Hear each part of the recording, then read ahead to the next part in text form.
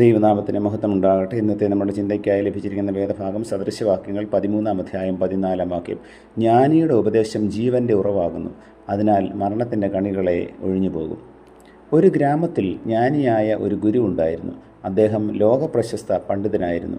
അദ്ദേഹത്തെക്കുറിച്ച് കേൾക്കുമ്പോഴൊക്കെയും അറിയാതെ മുട്ടുമടക്കിപ്പോകുന്ന ഒരാരാധകൻ അദ്ദേഹത്തെ ഒന്ന് കാണുവാൻ ആഗ്രഹിച്ച് ആ ഗ്രാമത്തിലേക്ക് പുറപ്പെട്ടു. മഹാജ്ഞാനിയായ അദ്ദേഹം പാർക്കുന്നിടം അറിയില്ലായകയാൽ വഴിയിൽ കണ്ട ഒരു മനുഷ്യനോട് ജ്ഞാനിയായ ആ ഗുരുവിനെക്കുറിച്ച് അന്വേഷിച്ചു. ആ മനുഷ്യൻ പറഞ്ഞു, നിങ്ങൾ പറഞ്ഞ ഗുരു അത്ര വലിയ ജ്ഞാനിയൊന്നുമല്ല, ഒരു സാധാരണക്കാരൻ മാത്രമാണ്. ഇത് കേട്ട ആരാധകന് ദേഷ്യമുണ്ടായി. അയാൾ ആ മനുഷ്യൻ്റെ അരികിൽ നിന്ന് മാറി മറ്റു പലരോടും അന്വേഷിച്ച് ഗുരുവിൻ്റെ പാർപ്പിടത്ത് എത്തി. ആ മനുഷ്യൻ ആ ഗുരുവിനെ കണ്ട് മുട്ടുമടക്കി നമസ്കരിച്ചു. അപ്പോൾ അയാൾക്ക് മനസ്സിലായി ഇത് താൻ വഴിയിൽ കണ്ട മനുഷ്യൻ തന്നെയാണെന്ന്. അയാൾ ഗുരുവിൻ്റെ പാദം തൊട്ട് മാപ്പ് അപേക്ഷിച്ചു. ഗുരു പറഞ്ഞു, നിങ്ങൾ എന്നോട് പറഞ്ഞതും ഞാൻ നിങ്ങളോട് പറഞ്ഞതും സത്യമാണ്. തുടർന്ന് ഗുരു പറഞ്ഞു, രണ്ടു തരം ആളുകളെ ഈ ലോകത്തിൽ കാണാം. താൻ വലിയ പണ്ഡിതനാണെന്ന് സ്വയം അഭിമാനിക്കുന്നവർ, മറ്റത് പണ്ഡിതരെങ്കിലും എളിമയുള്ളവർ. ഇവരിൽ ആദ്യത്തെ കൂട്ടർ വലുതെന്ന് ഭാവിക്കുന്നതിലൂടെ സ്വയം ചെറുതാവുകയാണ്. രണ്ടാമത്തവർ തങ്ങളുടെ എളിമ കാരണം സ്വയം വലുതാവുകയാണ്.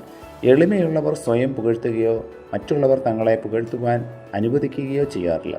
ചെറുതാകാൻ സന്നദ്ധതയുള്ളവർ മാത്രമേ വലിയവരാകുകയുള്ളൂ. പലരും തങ്ങളുടെ പാണ്ഡിത്യവും മഹത്വവും അപരന് മുമ്പിൽ പ്രദർശിപ്പിക്കുവാൻ ഇഷ്ടപ്പെടുന്നവരാണ്. തങ്ങൾ നിസ്സാരരാണെന്ന് വെളിപ്പെടാൻ ആരും ഇഷ്ടപ്പെടുന്നതില്ല. ഇത് ഓരോരുത്തരുടെയും ആന്തരിക വലിപ്പത്തിൻ്റെ ഭാഗമാണ്. സ്വയം നിസ്സാരർ എന്ന് കരുതുന്നവരാണ് ജ്ഞാനികൾ. എന്തെന്നാൽ ആകമാനമുള്ള ജ്ഞാനത്തിൻ്റെ ഒരു ശതമാനം പോലും കൈവശപ്പെടുത്തുവാൻ ഈ ലോകത്തിൽ ആർക്കും തന്നെ കഴിഞ്ഞിട്ടുണ്ടാവില്ല. അതറിയാവുന്നവരാണ് സ്വയം നിസ്സാരം എന്ന് കരുതുന്നത്.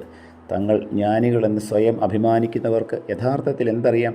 അവർ അറിഞ്ഞിരിക്കുന്നത് മാത്രമേ ഉള്ളൂ എന്ന് ഇന്ന് ചിന്തിക്കുന്നത് അവരുടെ നിസ്സാരത്വം കാരണമല്ലേ? നമ്മെ തന്നെ സ്വയം ശോധന ചെയ്താൽ യഥാർത്ഥത്തിൽ നമുക്ക് എന്തിനാണ് വലിയ ഭാവമുള്ളത്? യഥാർത്ഥ ജ്ഞാനം ചിലതൊക്കെ അറിയുന്നത് മാത്രമല്ല, പ്രതികൂല സാഹചര്യങ്ങളെ എങ്ങനെ പ്രയോജനപ്പെടുത്തണം എന്നറിയുന്നതും അങ്ങനെ പ്രയോജനപ്പെടുത്തുവാൻ കഴിയുന്നതുമാണ്. അപ്രകാരം പ്രവർത്തിക്കുമ്പോഴാണ് ജ്ഞാനം വൈശിഷ്ട്യമുള്ളതാകുന്നത്. അതിനാൽ യഥാർത്ഥ ജ്ഞാനികളായി ജീവിപ്പാൻ നമുക്കും സ്വയം ചെറുതാകാം. അങ്ങനെ നാം വലിയവരായി തീരട്ടെ. അതിനാവശ്യമായ ദൈവകൃപയ്ക്കായി പ്രാർത്ഥിക്കുകയും ദൈവ ഇഷ്ടം ചെയ്യുവാൻ സാധ്യമാകുവാൻ ദൈവകരങ്ങളിൽ നമ്മെ തന്നെ സമർപ്പിക്കുകയും ചെയ്യും. പ്രാർത്ഥിക്കാം. പ്രിയ കർത്താവേ, ലഭിച്ച വചനത്തിനായി നന്ദിയോടെ സ്തോത്രം. സ്വയം പുകഴുവാനോ മറ്റുള്ളവർ മുമ്പിൽ ശ്രേഷ്ഠരെന്ന് വരുത്തി തീർക്കുവാനോ ഞങ്ങളുടെ പ്രവർത്തനങ്ങളോ ഞങ്ങളുടെ ജീവിതമോ ഒരിക്കലും ഇടയാക്കരുതേ. മറ്റുള്ളവർ മുമ്പിൽ എത്ര നിസ്സാരരെന്നും കരുതിക്കൊണ്ട് എളിമയോടെ ജീവിപ്പാൻ തക്കോണം ഇന്നത്തെ വചന കേൾവി ഞങ്ങളെ സഹായിക്കണമേ. യേശുവിൻ്റെ നാമത്തിൽ തന്നെ ആമേൻ.